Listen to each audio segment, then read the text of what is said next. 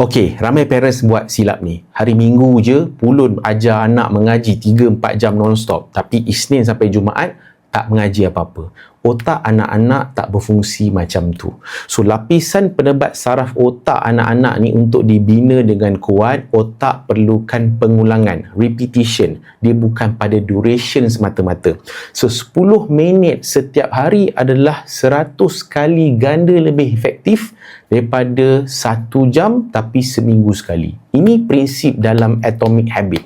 Masalahnya, nak suruh anak duduk 10 minit pun bercinta. Betul tak? So, sebab itulah kita ni sebagai parents, kita perlukan trigger ataupun kaedah strategi yang menarik. Sesuatu yang boleh buatkan diorang macam tertunggu-tunggu, tak sabar nak mengaji. Tapi agak-agak macam mana? Sebab itulah saya nak kongsi dengan tuan-tuan. Hari ni kita ada apps Nuri Iqra yang direka khas untuk sesi yang pendek. So, satu sesi 5 ke 10 minit sehari cukup. Tapi sebabkan dia fun, anak akan minta nak main lagi esok. So, konsistensi ni dia akan datang dengan natural. So, nak tak bina tabiat rutin 10 minit ni dekat anak? So, setiap hari 10 minit anak seronok nak belajar mengaji.